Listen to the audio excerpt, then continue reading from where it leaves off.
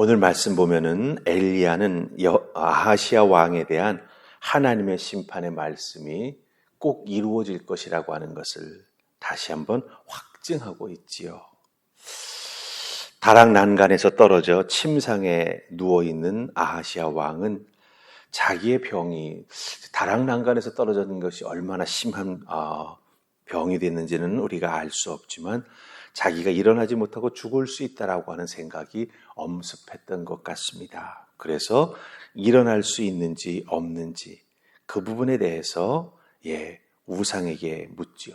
바로 바알세불에게 묻습니다. 그 소식을 알게 된 엘리야에게 하나님께서 심판의 말씀을 입술에 붙여주셔서 이 아하시아 왕에 대한 하나님의 심판의 말씀을 전하게 되는 것 아닙니까? 하나님의 심판의 말씀을 듣고 이 아하시아 왕은요, 엘리야를 만나려고 군인들을 보냅니다. 하늘에서 불이 내려와 군인들만 죽습니다. 그렇죠? 보낸 왕은 그대로 잘 지내고 있는데 엘리야를 부르기 위해서 올라갔던 군인들이 죽임을 당합니다. 자, 우리 한번 생각해 보십시다. 여기서 왜 아하시아 왕은 엘리야를 불러들여서 만나려고 했을까라고 하는 것이죠.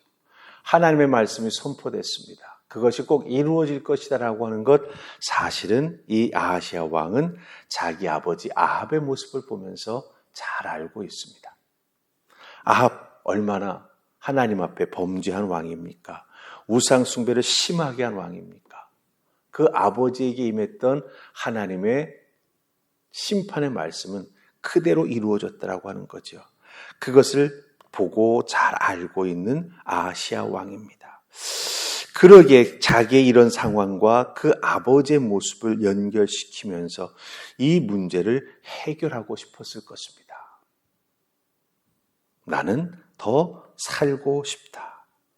그렇기 때문에 어떻게든지 이 문제를 해결하기 위해서는 엘리야를 만나야겠다라고 생각했던 것이죠. 엘리야를 만나면 해결될 수 있다. 자, 그렇다고 한다면 오늘 말씀 속에서 우리가 엘리야를 만나는 게 진짜 해결의 방법인가 생각해 볼 필요가 있다라고 하는 거죠. 9절부터 14절 보면은 그 엘리야를 불러서 만나려고 3번이나 50명의 군인을 엘리야가 올라가 있는 산으로 올려보내는 아하시아 왕의 모습이 나옵니다. 3번 보냅니다. 2번 하늘에서 불이 내려서 50명의 군인이 다 타 죽습니다. 자, 이 과정 속에서 우리가 살필 말씀이 있습니다. 자, 우리 9절 말씀 함께 보십시다. 9절 찾으셨습니까? 우리 같이 했습니다. 시작. 이에 50부장과 그의 군사 50명을 엘리야에게 보내매 그가 엘리야에게 올라가 본즉 산꼭대기에 앉아 있는지라. 그가 엘리야에게 이르되 하나님의 사람이여 왕의 말씀이 내려오라 하셨나이다. 아멘. 산에 올라 앉아 있습니다. 이 말씀을 묵상하면서 이 이름 없는 산이 어떤 산일까라는 생각을 해보았습니다. 갈멜산일 수 있을까? 가능성은 있겠죠. 하지만 이름이 명시되어 있지 않으니 우리는 갈멜산인지 아닌지는 판단할 수 없습니다. 그런데 엘리야가 산 위에 올라가 있다라고 하는 것이죠. 마치 갈멜산에서 바알과 아세라 우상 숭배하는 선지자들과 영적으로 맞대결하여 불로 다 태워 죽인 그 승리의 모습을 보는 것처럼 엘리야는 산에 앉아 있다라고 하는 것이죠. 아하시아 왕은 엘리야가 어떻게 승리를 거뒀는지 너무나 잘 알고 있습니다. 아버지 모압의 행한 일과 그 결과를 통해서 체험학습을 한 거죠. 그러니까 어떻게 되겠습니까? 어떻게든 엘리야를 산 위에서 내려오게 만들어야 내가 나을 수 있다. 내가 하나님의 저주에서 벗어날 수 있다. 이런 생각을 한 것 같습니다. 그래서 어떻게든지 그 하나님의 예언과 그 예언이 실행되는 것을 막아보려고 적극적으로 3번이나 군인들을 보내서 엘리야를 산에서 내려오게 만들려고 하고 있다라고 하는 것이죠. 하지만 어떻게 됩니까? 그런 무력화시키려고 하는 시도는 이루어지지 않습니다. 엘리야가 산에서 내려오냐 내려오지 않느냐의 문제가 아니라고 하는 거죠. 하나님이 말씀하신 것은 이루어진다라고 하는 거예요. 군대가 그것을 막을 수 없다라고 하는 것입니다. 아하시야 왕이 정말 살고 싶었다면 어떻게 되겠습니까? 군대를 보내는 무력을 사용하는 것이 아니라 어떻게든 엘리야를 산에서 내려오게 만드는 것이 아니라 그것보다 먼저 해야 될 게 있지요. 무엇입니까? 바로 회개입니다. 하나님 앞에 나아가 회개하는 것이 먼저입니다. 머리로 이런저런 생각을 하고 그래 산에서 내려오면 좀 안전할 거야. 엘리야를 내 앞에 끌어다 놓으면 안전할 거야. 그게 아니라고 하는 거죠. 하나님의 뜻을 하나님의 마음을 어떻게 군대로 막을 수 있겠습니까? 막을 수 있는 길은 하나님 앞에 나아가 회개하고 용서를 구하고 하나님의 자비를 덧입는 것입니다. 그것 외에는 방법이 없습니다. 그런데 이 아하시야 왕은 지금 잘못된 생각, 잘못된 방법을 실천해 나아가고 있다고 하는 거예요. 여러분, 우리들도 인생을 살면서 문제에 봉착할 때가 있지요. 믿는 자들이 왜 인생에 있어서 어려움을 겪지 않겠습니까? 그 문제, 그 어려움을 해결해 나아가기 위해 우리도 해결의 방법을 찾습니다. 그런데 이 아하시야 왕처럼 잘못된 해결의 방법을 선택하면 안 됩니다. 전후 순서가 바뀌어서도 안 되지만 방법이 잘못 결정되면 돌이킬 수 있는 그런 기회가 주어지지 않게 된다라고 하는 것이죠. 그렇기 때문에 우리는요, 바른 방법을 선택하고 하나님 앞에 나아가는 정말 진정한 믿음의 소유자가 되어야 한다라고 하는 것을 꼭 기억하시기를 주님의 이름으로 부탁을 드립니다. 자, 이제 우리 16절 말씀 보십시다. 16절 찾으셨습니까? 자, 우리 같이 읽습니다. 시작. 말하되 여호와의 말씀이 내가 사자를 보내 에그론의 신 바알세불에게 물으려 하니 이스라엘에 그의 말을 물을 만한 하나님이 안 계심이냐? 그러므로 내가 그 올라간 침상에서 내려오지 못할지라 내가 반드시 죽으리라 하셨다 하니라. 아멘. 자, 왜 아하시야 왕은 무력을 사용하고 군대를 보내서 엘리야를 내려오게 만들려고 했습니까? 하나님의 심판에서 벗어나고 싶어서 발버둥 치는 거죠. 병 나을 수 있는지 없는지, 근데 사실은 이렇게 잘 발버둥 치는 이유는 대상을 잘못 정했기 때문이죠. 심판의 말씀을 듣고 보니 그게 아니었구나라고 하는 걸 깨달아 알게 된 거죠. 내가 낫기 위해서는, 내가 하나님의 심판을 벗어나기 위해서는 잘못했구나라고 하는 걸 고백하고 하나님 앞에 나아가 용서를 구해야 합니다.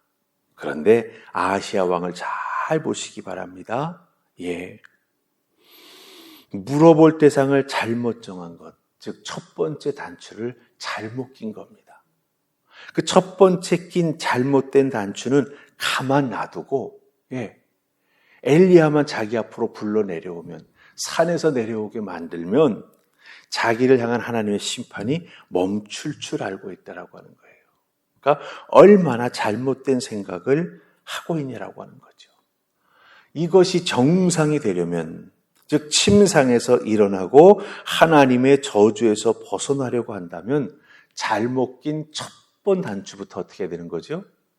풀어서 다시 껴야 되는 거예요.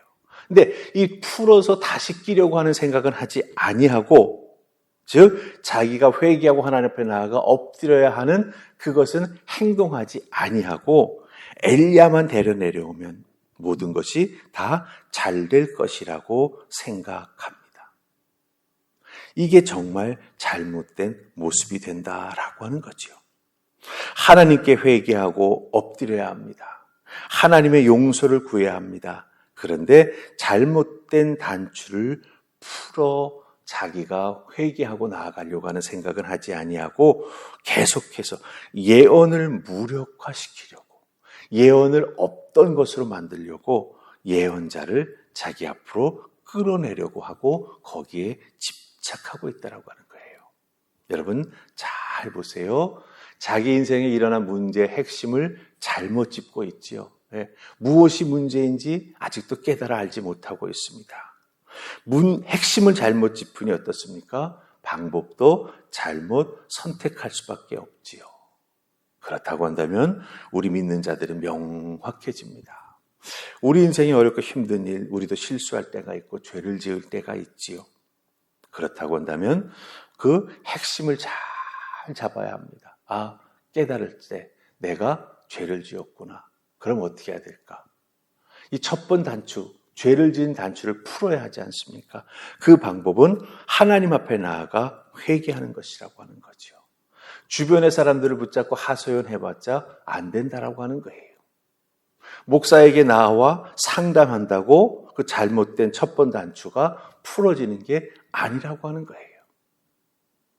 그러기에 우리들의 인생에 내 잘못이나 실수나 죄로 인해서 어렵고 힘든 일이 일어난다라고 하는 것을 내가 확인하게 된다면 어떻게 해야 되겠습니까?